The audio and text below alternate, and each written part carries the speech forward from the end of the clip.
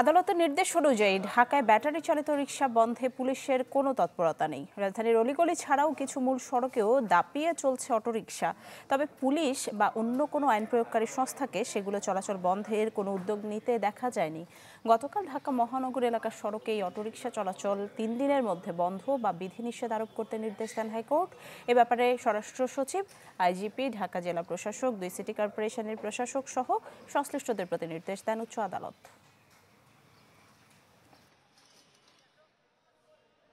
মাঠের অলরাউন্ডার আমি, আর ঘরের all rounder Tylox. Tylox toilet cleaner, clean মানেই টাইলক্স। আরও জানাতে জাহাঙ্গীরনগর বিশ্ববিদ্যালয় থেকে যোগ দিচ্ছেন অপু ওয়াহাব। অপু,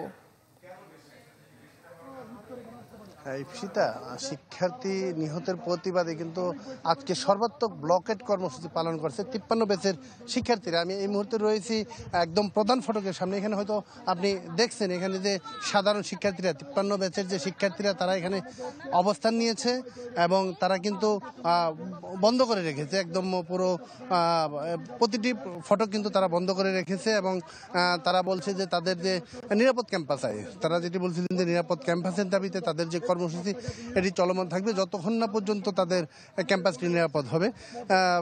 একটি বিষয় যেটি হচ্ছে যে যে শিক্ষার্থী নিহত হয়েছে 53তম ব্যাচের শিক্ষার্থী, তিনি একদমই নবীন শিক্ষার্থী মাস পেরোয়নি ক্যাম্পাসে এসে কিন্তু রিকশার নিচে পড়ে, রিকশার চাপা পড়ে নিহত হয়েছে। এটি অত্যন্ত দুঃখজনক সবাই বলছেন। আর বিশ্ববিদ্যালয়ের পক্ষ থেকে কিন্তু আজকে শোক ঘোষণা করা হয়েছে। শোক দিবস ঘোষণা করে বিশ্ববিদ্যালয়ের যে পতাকাটি সেটি অর্ধনমিত রাখা হয়েছে। বন্ধ রয়েছে সমস্ত ক্লাস, পরীক্ষা, সমস্ত কার্যক্রমই কিন্তু বিশ্ববিদ্যালয়ের প্রশাসন বন্ধ রেখেছে।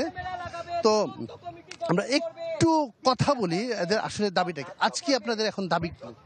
আমাদের দাবি এটাই যে আমাদেরকে যেন স্বচ্ছতা দেয়। কালকে যেগুলো 8টা দাবি আমাদের কাছে বলছিল যে তারা পূরণ করবে, এখনো কোনো হুঁশই নাই ওদের, ওরা ঘুম থেকেই উঠেনি।